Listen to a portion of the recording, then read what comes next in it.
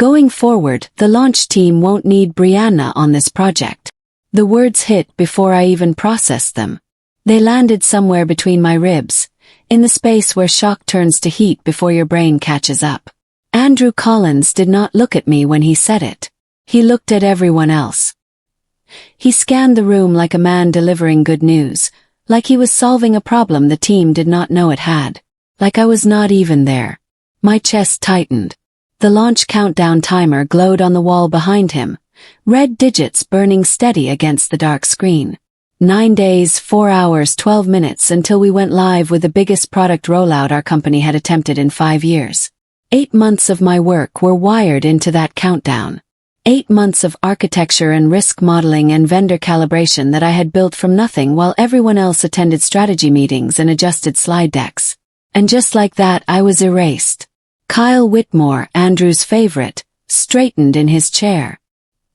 He tried not to smile too obviously, but the corners of his mouth betrayed him. He looked like a man who had just been handed something expensive that belonged to someone else. Andrew finally glanced at me. You can focus on documentation cleanup. The team's got this. I felt heat climb up my neck. My fingers curled against my notebook. I had built the entire operational framework, and he had just cut me out of my own system. I swallowed once. Understood. My name is Brianna Mitchell. I am 35 years old. Until that morning, I was the senior operations analyst at Kensington Software, a mid-sized product development company based in Denver, Colorado. I had been with the company for 5 years. For the last 8 months, I had done nothing but build. The Orion launch was mine. Not on paper. On paper, Andrew Collins was the project lead. But in practice, in the actual work that turned a concept into a functioning system, I was the one who made it real. I built the vendor negotiation framework that locked in pricing before quarterly rate hikes. I designed the automation mapping that synchronized 14 deployment sequences into a single coordinated timeline.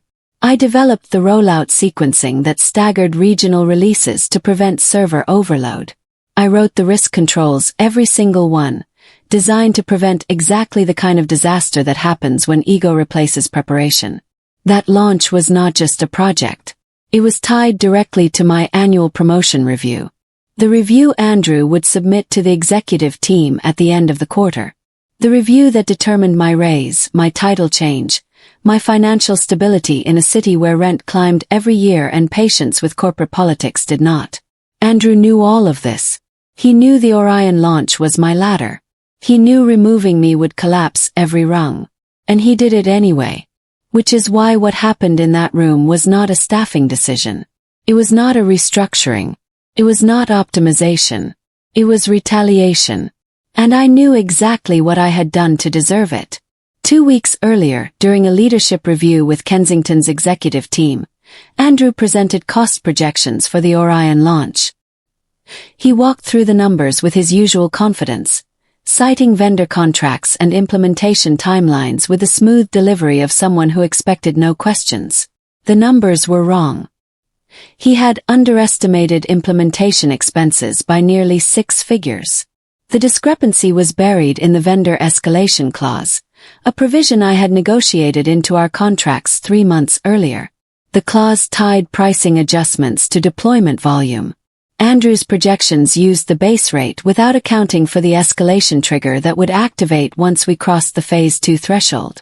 When the Chief Financial Officer, Gloria Hartwell, asked if the margins were locked, I spoke carefully. I waited for a pause. Kept my voice level. I did not interrupt.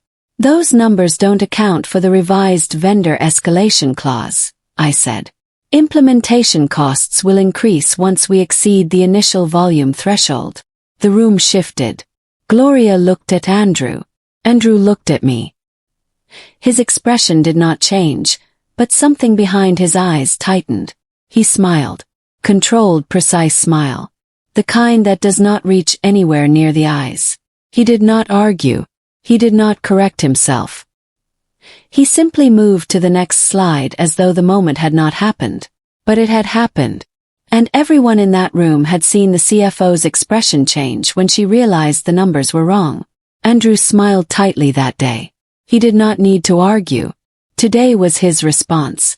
After the meeting, the hallway stretched out in front of me like something I had to survive rather than walk through. Nobody met my eyes. The colleagues who had been sitting in that room 3 minutes earlier found their phones suddenly fascinating. Screens, shoes, the middle distance.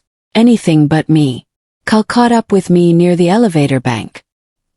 He slowed to match my pace, his hands shoved in his pockets, his expression arranged into something that was supposed to look like sympathy. "Hey," he said, keeping his voice low. "I'm sure it's temporary. Andrew probably just needs to reshuffle some things." Temporary. The word hung between us like smoke. I nodded once without stopping. "Sure."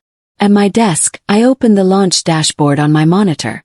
Every indicator was green. The automation sequences were running within tolerance. Vendor synchronization was on schedule. System health across all 14 deployment channels was stable. It was stable because I had calibrated it that morning. At 6:45, before anyone else arrived, I had run the daily adjustment protocol that kept the entire framework in balance. Micro-corrections to timing thresholds, vendor sync intervals, load distribution parameters. The kind of maintenance that is invisible when it happens and catastrophic when it stops. Nobody noticed the calibrations because they never saw the problems the calibrations prevented. That was the point. A well-maintained system looks effortless to the people who do not maintain it. Andrew thought he had removed a person from a role. What he had actually removed was the maintenance. And without maintenance, stability has an expiration date. That afternoon I composed an email to Andrew. I wrote it in under a minute because I had been thinking about it for 3 hours. "Andrew, per this morning's meeting, please confirm in writing that I am no longer responsible for Orion launch oversight, including vendor synchronization, automation monitoring, and risk threshold management. I want to ensure a clean transition and avoid any confusion about role boundaries." His reply arrived 8 minutes later. 2 sentences. Correct. Transition complete. Kyle will handle all oversight responsibilities going forward. I read those sentences twice. Then I saved the email to my personal archive. I printed a hard copy and placed it in the folder I kept in the bottom drawer of my desk. The folder contained every significant communication from the past 8 months. Proposals, budget approvals, risk assessments, vendor contracts, meeting notes from every calibration review I had conducted, escalation warnings I had sent, responses I had received. I had started keeping the folder in month 2 of the Orion project. Not because I anticipated what Andrew would do. Because operations analysts learn one lesson early and never forget it. The difference between being right and being able to prove you were right is a single saved email. Andrew's written confirmation that he had removed me from oversight was not just an acknowledgement. It was a legal boundary. It established, in his own words, that responsibility for everything that happened to the Orion launch from that moment forward belonged to him and the team he had assembled. That email became my insurance policy. 2 sentences. Worth more than anything else he ever wrote to me. The next morning I arrived at 8:30 instead of 6:45. I sat at my desk, opened the documentation queue Andrew had assigned me, and began formatting internal process files. Headers, footers, version numbers. The kind of work that requires hands but not a brain. I did not open the launch dashboard. I did not check the vendor synchronization logs. I did not review the automation timing thresholds I had been adjusting every morning for 8 months. I did not send the daily calibration report that the deployment team had relied on without ever asking who produced it. I did exactly what I was told. Nothing more. Nothing less. And I felt sick doing it. Because I cared about the Orion project. I cared about the 8 months of work that dozens of people had invested. I cared about the client relationship and the company's reputation and the product itself, which I believed in. Walking away from a system I had built felt like abandoning something alive. But I cared about my integrity more. If I continued to maintain the system from the shadows, catching problems nobody saw, correcting failures before they registered, I would be doing Andrew's job for him. I would be proving his claim that the team did not need me by ensuring the system survived without visible credit for my involvement. Silent rescue protects the person who created the danger. I would not be anyone's invisible safety net. Not for a man who had publicly discarded me to punish me for being accurate. I formatted another document and waited for the system to speak. 3 days after my removal, the first crack appeared. A vendor called Ridgeline Systems sent a flagged alert to the Orion operations channel. The alert indicated integration lag between their tracking platform and our deployment automation. The lag was 11 seconds per cycle. In most systems, 11 seconds is nothing. In a synchronized rollout with 14 interdependent sequences, 11 seconds of drift compounds across every cycle until the entire timeline begins to slide. Kyle responded to the alert within the hour. His message was brief and confident. Should resolve automatically once the next sync window opens. No action needed. It would not resolve automatically. I knew this because I had encountered the identical lag pattern in month 3 of development and had built a manual recalibration protocol specifically to address it. The protocol required adjusting 3 parameters in the synchronization engine before the next cycle initiated. Without that adjustment, the lag would widen with each cycle until the sequence failed. The recalibration took 12 minutes. I had performed it 17 times during development. It was documented on page 47 of the operations manual I had written, under the heading Vendor Sync Drift, Manual Override Procedure. Kyle had access to that manual. Whether he had read page 47 was another matter entirely. I saw the alert. I saw Kyle's response. I saw the trajectory of what would happen next with the clarity of someone who had designed the system and understood exactly how it would break.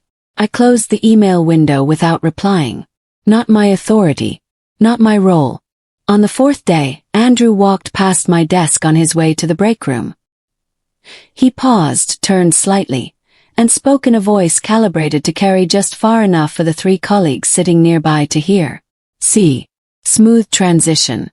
The team adapted fast. That's what good systems design looks like. He said it with the ease of a man who had already written the success story in his head and was simply waiting for reality to confirm it. His tone was casual, almost generous, as though he were complimenting the team rather than congratulating himself. I forced a polite smile, the kind that uses the correct muscles without engaging anything behind them. Glad to hear it. He nodded, satisfied, and continued to the break room. The colleagues glanced at me, then returned to their monitors. The moment passed like a scene in a play that everyone pretended was not scripted. My hands trembled under the desk. Not from sadness. From the specific kind of anger that comes from watching someone take credit for stability they did not build and could not maintain. The countdown on the wall had moved from 9 days to 6. 6 days until the Orion launch went live. 6 days until every system I had designed faced real-world conditions without the person who maintained it. 6 days until the invisible work became visible through its absence. 9 days had become 6. The clock was counting, and the system was already beginning to drift in ways that only I could see. A private message arrived at 4:15 that afternoon from Nadia Seward, a deployment analyst who had worked alongside me since month 2 of the Orion project. Nadia was careful, competent, and observant. She was also smart enough to message me through a personal channel rather than the company system. Can you sanity check the vendor allocation file? Something feels off. Numbers shifted since Tuesday and I can't figure out why. I knew why. The vendor allocation rebalanced daily based on deployment volume projections. I had been running the rebalancing protocol every morning as part of my calibration routine.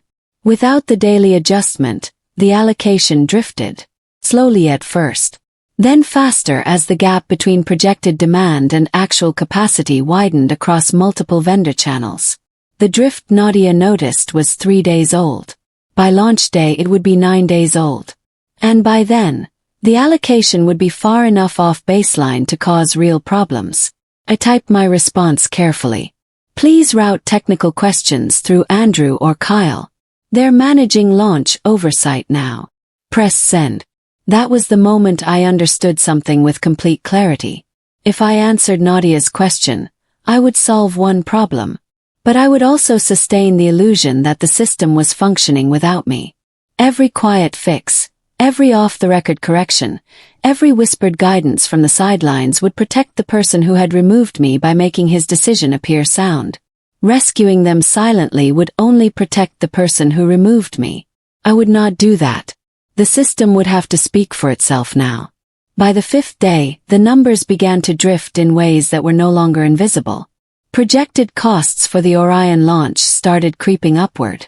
Small variances. Few thousand here. Few thousand there.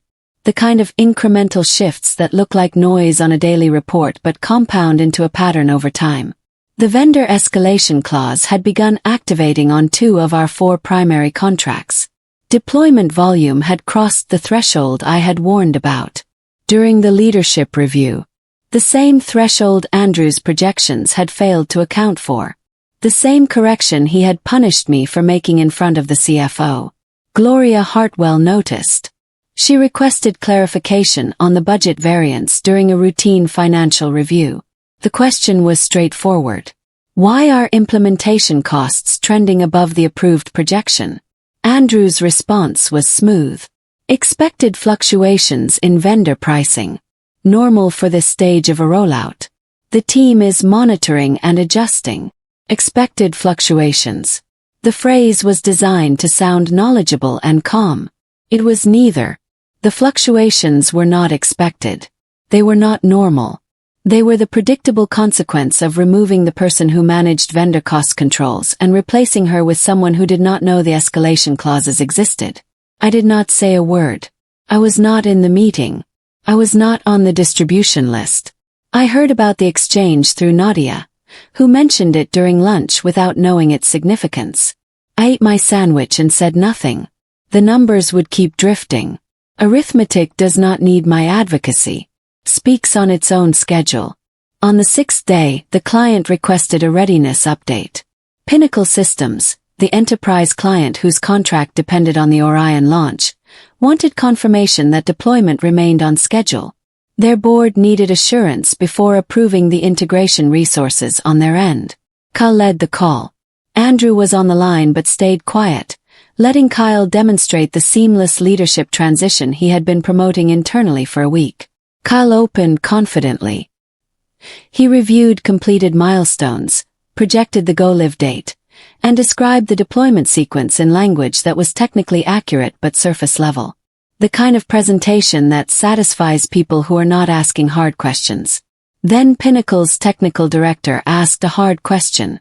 Walk me through the staggered failover protocol in Phase 3. We want to understand recovery sequencing if a primary system fails during deployment. We'll pause. 3 seconds of silence on a client readiness call might as well be 3 minutes. The failover triggers automatically based on system health indicators, he said. It's built into the automation layer. That was half correct. The failover did trigger automatically. But the specific sequence that prevented all backup systems from activating simultaneously and creating a secondary overload, was a custom protocol I had designed manually. It required understanding the why behind the sequence, not just the what. Kyle did not know the why. Because no one had thought to ask me before removing me from the project. The client's silence after his answer lasted 5 seconds. Then they moved on. But moving on is not the same as being satisfied. On the 7th day, the launch dashboard shifted from green to yellow. Change was quiet. A single indicator in the vendor synchronization panel moved from its normal operating range into the caution zone. No alarms sounded. No emergency notifications fired. The system did not announce the shift with any drama. It simply changed color the way a traffic light changes, steadily and without apology. I saw it immediately. The yellow indicator sat in the center of the dashboard like a warning written in a language only I could read. It meant the vendor sync drift Kyle had dismissed 4 days earlier had not resolved. It had compounded across 72 hours of unaddressed lag cycles, widening with each rotation exactly as the pattern predicted. System stress indicators were climbing. The automation timing was operating outside its calibrated window. Downstream deployment sequences were beginning to shift in ways that would not be obvious for another day or two but would be devastating by launch. 4 days remained on the countdown. I stared at the yellow light for a long time. I could fix it in 12 minutes. Run the manual recalibration, adjust the 3 threshold parameters, bring the sync back into tolerance.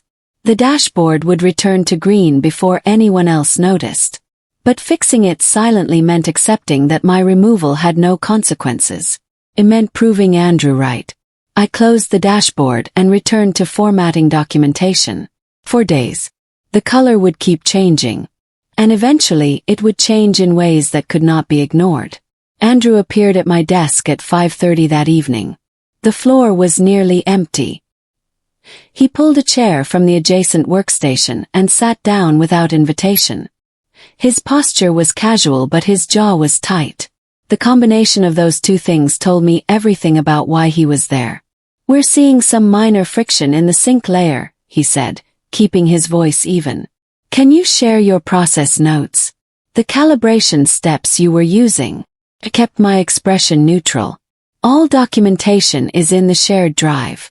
The operations manual covers every standard procedure, including vendor sync protocols." He waited. He expected more. He expected me to lean in, offer context, walk him through the subtleties, fill in the gaps between what the manual said and what the system actually needed. He expected me to solve his problem without making him ask clearly for what he was really requesting, which was my expertise delivered without credit. "I know the docs exist," he said. "But context matters. Some of this isn't in the files." "The team has full access to everything I produced," I replied. "If there are gaps, I'd recommend scheduling a technical review with Kyle. He's managing oversight now." He wanted shortcuts. He wanted me to fix it quietly. To step back into the role he had stripped from me, invisibly, in a way that preserved his narrative. Not happening. He sat for a moment longer, as if waiting for me to change my mind. I did not. He stood and walked away without another word.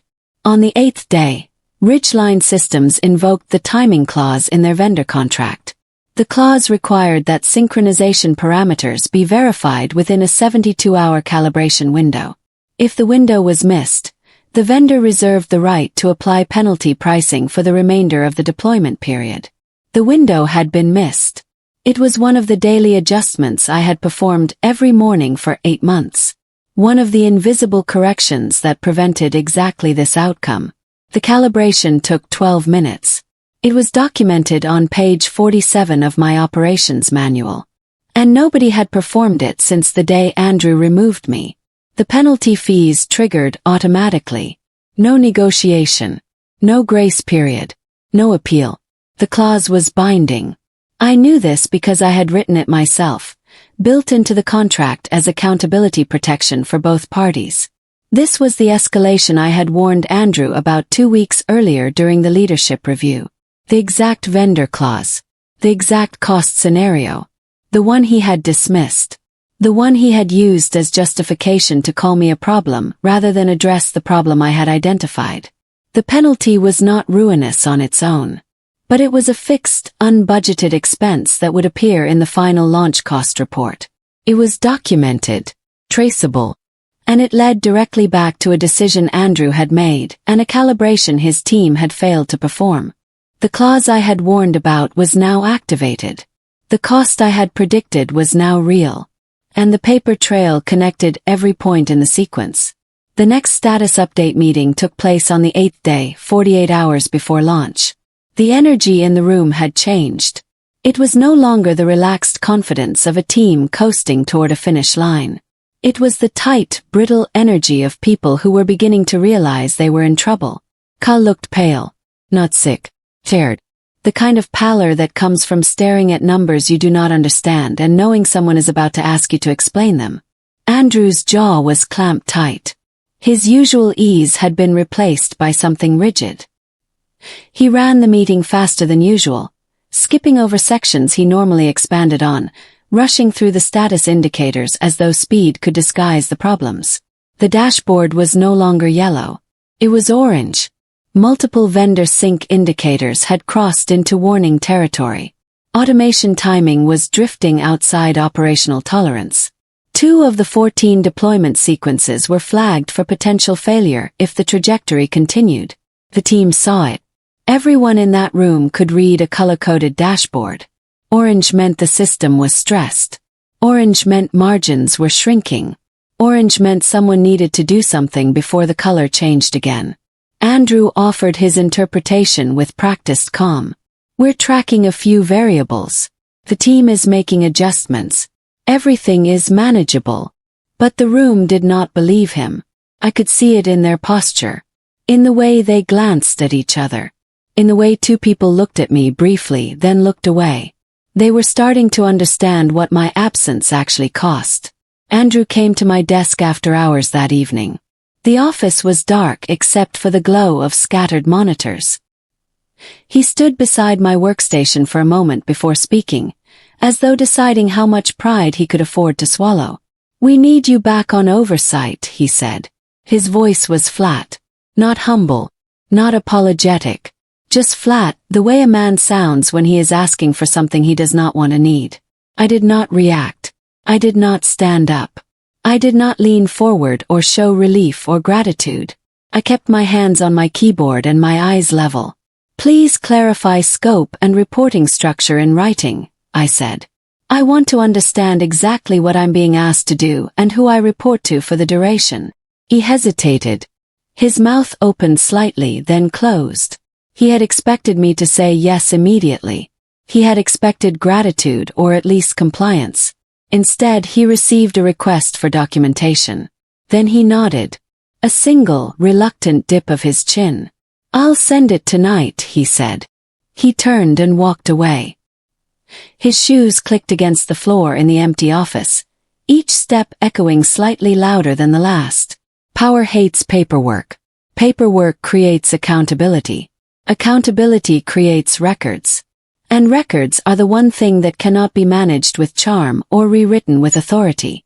I needed that email before I touched a single system. Because I had been removed in writing, and I would not return without the same. The email arrived at 9:14 that night. 2 paragraphs. Formal enough to constitute authorization. Vague enough to avoid admitting the team had failed without me. But sufficient. I began work at 5:30 the next morning. Within the first hour, I identified 3 major synchronization failures in the deployment pipeline. The vendor sync drift had compounded into a cascading timing error across 4 channels. 2 automation sequences were operating outside their threshold windows. And the load balancing protocol had not been adjusted since my last calibration, 8 days prior. I rebuilt the sync timing from the last stable checkpoint. I recalibrated the automation thresholds. I corrected the load balancing and restarted the 2 affected sequences with clean parameters. 12 minutes per fix. 36 minutes total. 8 days of drift corrected before the rest of the team arrived at 8. By 9 o'clock, the dashboard had moved from orange back to yellow. Not green. Yellow. Because one issue could not be reversed. The Ridgeline vendor penalty had already triggered. The timing clause was binding. The fees were locked.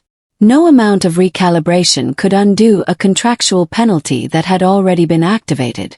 The system was stabilizing. But the financial damage was done. And it was documented in the vendor's records, in our contract files, and in the email chain where Andrew had dismissed the exact risk that caused it.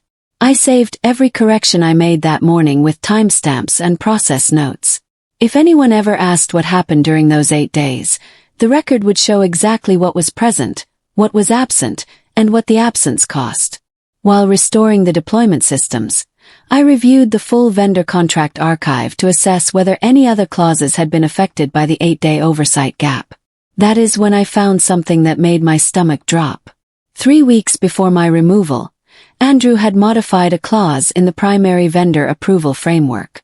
The modification altered the performance guarantee structure I had negotiated during month 4 of the project. My original clause required the vendor to absorb liability for any deployment failures caused by system incompatibilities on their end. It was a standard protection that shifted risk away from Kensington. Andrew had changed it. He had overridden my recommended safeguard and replaced the shared liability clause with a fixed fee structure that eliminated the vendor's performance obligation entirely. Under the revised terms, Kensington absorbed full liability for deployment outcomes regardless of cause. He had made this change without informing me, without consulting the legal team, without documenting the business justification required by company procurement policy. The modification was buried in a version update that was easy to miss unless you were comparing contract drafts line by line. The implications were severe. If any deployment failure occurred during the launch, and failures were already occurring, the company could not seek recovery from the vendor. Every cost, every delay, every penalty would fall entirely on Kensington. This was not ego. This was not poor judgment. This was negligence. A senior project lead had unilaterally removed a financial safeguard from a major vendor contract without authorization, without documentation, and without understanding what the safeguard protected. I saved both versions of the contract, original and modified, time-stamped and archived. The financial impact of Andrew's contract modification became clear within 48 hours. Between the vendor penalty fees from the missed calibration window and the voided performance guarantees from the altered liability clause, the projected unbudgeted loss exceeded 6 figures. The exact amount I had warned about during the leadership review. The same 6 figures Andrew's projections had failed to account for. Gloria Hartwell, the CFO, demanded a full explanation. She requested documentation of every contract modification, every approval stamp, every timeline edit made to the Orion vendor framework since its inception. The documentation was thorough, because I had built the documentation system too. Every modification was logged with user credentials and timestamps. Every approval was recorded with the authorizing name. Every email exchange related to vendor terms was archived in the project's compliance folder. The trail was clear. My original vendor safeguards were documented. Andrew's modifications were documented. The absence of required legal review was documented. The absence of procurement policy compliance was documented. My warnings about vendor escalation costs were documented. Andrew's dismissal of those warnings was documented. There was no ambiguity, no room for interpretation, no space for the kind of narrative management Andrew had relied on throughout the project. The facts were arranged in chronological order, each one connected to the next by timestamps and digital records that could not be altered retroactively. The CFO reviewed the documentation in silence. Then she forwarded the entire package to the company's general counsel and the executive governance committee. The numbers had spoken, and they told a story Andrew could not rewrite. The internal review began 3 days after the documentation reached the governance committee. I was interviewed privately in a small office on the 4th floor by 2 members of the review panel and a representative from Human Resources. They asked me to describe my role in developing the Orion operational framework. I did. Clearly. Methodically. I walked them through the 8-month timeline, the systems I had built, the vendor contracts I had negotiated, the daily calibration protocols I had maintained. They asked about Andrew's decision to remove me from launch oversight. I described the meeting. I provided his written confirmation. I explained that I had complied fully with his directive and redirected all technical inquiries to the team he had designated. They asked about the vendor contract modification. I showed them both versions, original and revised. I showed them the timestamp on Andrew's changes. I showed them the absence of legal review documentation. I showed them the procurement policy requirements that had not been followed. I did not editorialize. I did not characterize Andrew's motives. I did not use words like retaliation or negligence. I answered every question with dates, documents, and facts. The sequence of events told its own story. It did not need my anger to make it compelling. It did not need my frustration to make it clear.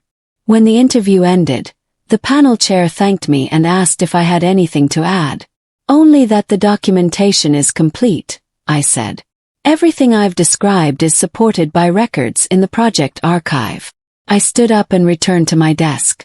The truth was in the system now. It did not need me to push it. The Orion product launched on schedule. The deployment went live at 6 in the morning on a Tuesday, exactly 9 days after Andrew had announced I was no longer needed. The system held. The automation sequences ran within tolerance. The staggered failover protocol I had designed performed correctly during 2 minor interruptions in the Eastern region deployment. Functionally, the launch was stable. The product worked. The client's systems integrated without critical failure. The technical outcome was, by objective measure, a success. But the financial picture told a different story. The vendor penalties from the missed calibration window appeared in the launch cost report as an unbudgeted line item. The voided performance guarantees from Andrew's unauthorized contract modification appeared as an unrecoverable liability exposure. The total projected loss sat at the bottom of the CFO's summary like a wound that would not close. The client noticed. Pinnacle Systems received the cost reconciliation as part of their post-launch review package. Their procurement team flagged the penalty fees and requested an explanation for the liability structure change. Leadership noticed. The executive team reviewed the launch financials in their weekly briefing and found the gap between projected and actual costs impossible to explain with the phrase expected fluctuations. Andrew attended the post-launch review meeting. He sat at the end of the table and did not speak. He avoided eye contact with Gloria. He avoided eye contact with me. The product was live. The system was running. But the damage was documented. And documented damage does not heal quietly. 2 days after the launch, an internal memo arrived in every inbox in the department at 8:42 in the morning. Andrew Collins has been placed on administrative leave effective immediately, pending the completion of an internal governance review. All Orion project oversight responsibilities will be managed by interim leadership until further notice. The memo was unsigned.